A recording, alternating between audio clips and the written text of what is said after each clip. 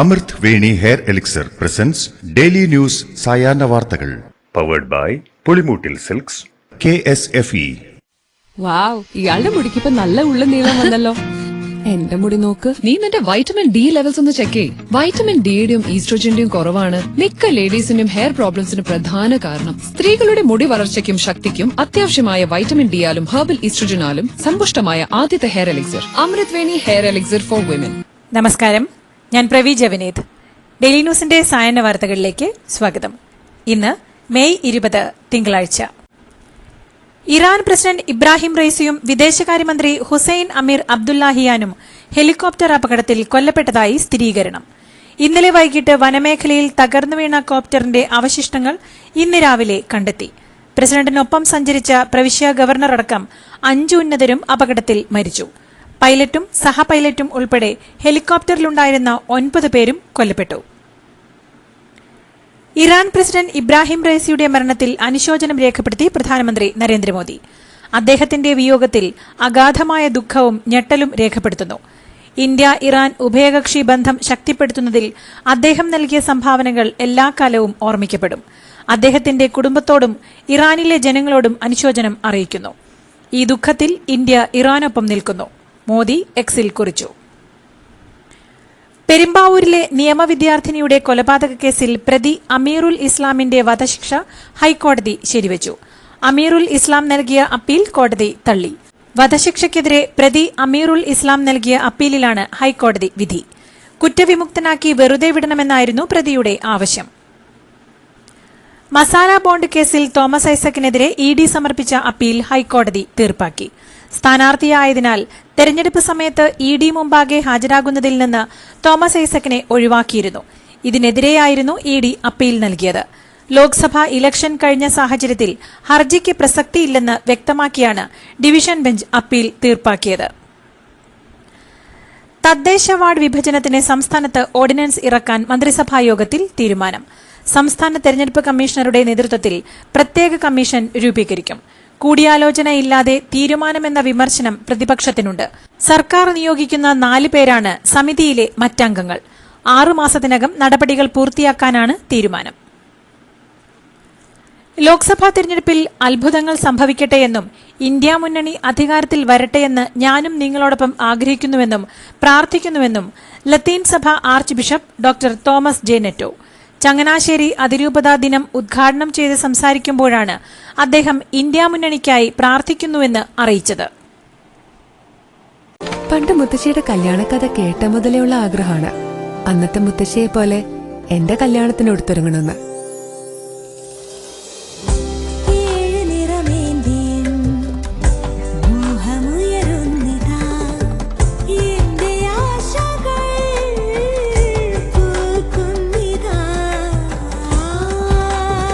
ചില ബന്ധങ്ങൾ തുടർന്നുകൊണ്ടേയിരിക്കും.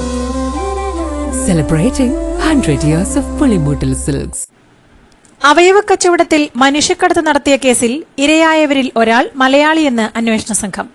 ഉത്തരേന്ത്യൻ സ്വദേശികളായ മറ്റ് 19 പേരുടെ വിവരങ്ങളും അന്വേഷണ സംഘത്തിന് കിട്ടി. കൂടുതൽ പേർ മനുഷ്യക്കടത്തിന് ഇരയായിട്ടുണ്ടെന്ന സംശയത്തിലാണ് പോലീസ്.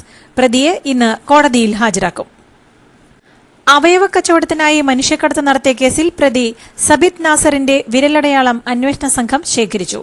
പെരുമ്പാവൂർ താലൂക്ക് ആശുപത്രിയിൽ മെഡിക്കൽ പരിശോധന നടത്തിയ ശേഷം പ്രതിയെ അങ്കമാലി കോടതിയിൽ ഹാജരാക്കും. പ്രതി സബിത് നാസർ മറ്റു കേസുകളിൽ ഉൾപ്പെട്ടിട്ടുണ്ടോ എന്ന പരിശോധനയും അന്വേഷണ സംഘം തുടങ്ങിയിട്ടുണ്ട്. സംസ്ഥാനത്ത് ഇന്നും അതിതീവ്ര മഴ. 4 ജില്ലകളിൽ റെഡ് അലർട്ട്. പത്തനംതിട്ട, ആലപ്പുഴ, കോട്ടയം, ഇടുക്കി ജില്ലകളിലാണ് റെഡ് അലർട്ട്. തിരുവനന്തപുരം, കൊല്ലം, എറണാകുളം എന്നീ ജില്ലകളിൽ ഓറഞ്ച് അലർട്ടാണ്.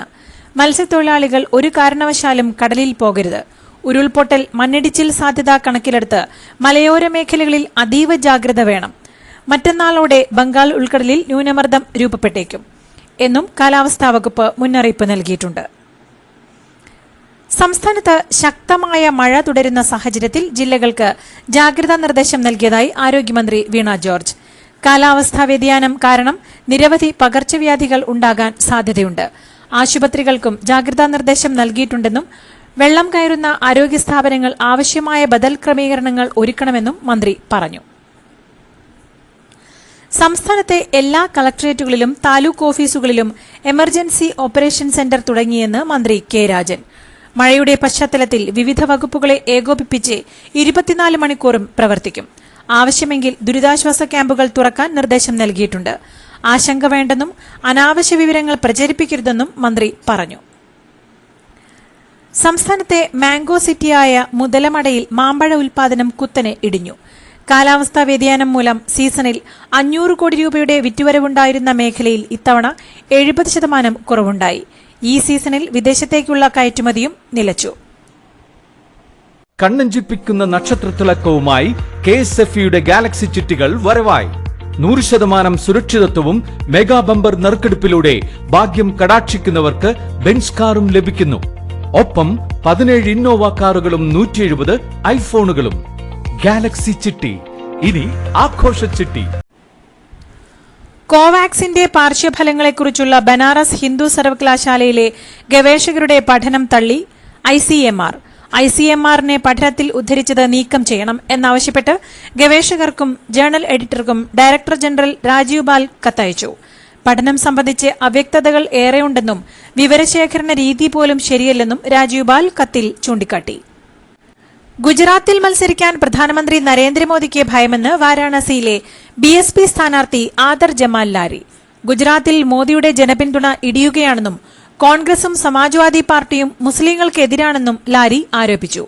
അതേസമയം രാജ്യമാകെ കരുത്തു ചോർന്ന BSP ഇത്തവണ തനിച്ച് മത്സരിക്കുന്നത് പ്രതിപക്ഷത്തിന്റെ വോട്ടുകൾ ഭിന്നിപ്പിക്കാനാണെന്ന വിമർശനവും ശക്തമാണ്. BJP സ്ഥാനാർത്ഥിക്കായി 8 തവണ വോട്ട് ചെയ്ത രാജൻ സിംഗ് എന്ന കൌമാരക്കാരൻ അറസ്റ്റിൽ.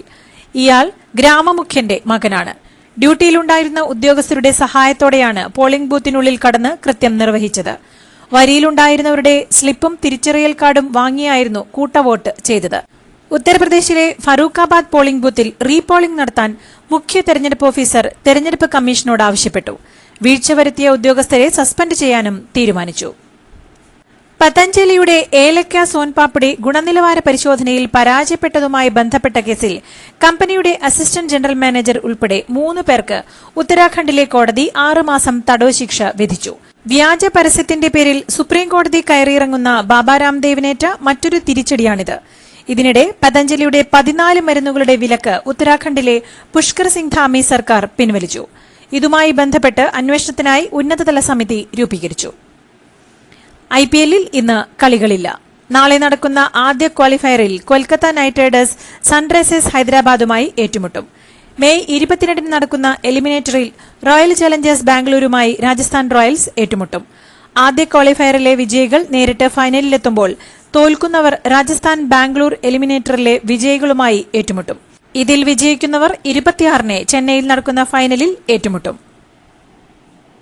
ഇതോടുകൂടി ഇന്നത്തെ ഡെയിലി ന്യൂസ് സായന്ന വാർത്തകൾ സമാപിക്കുന്നു. ഡെയിലി ന്യൂസിനു വേണ്ടി വാർത്തകൾ വായിച്ചത് പ്രവീജ വിനീത്. DailyNewsLive.in വാർത്തകൾ വിരൽ തുമ്പിൽ.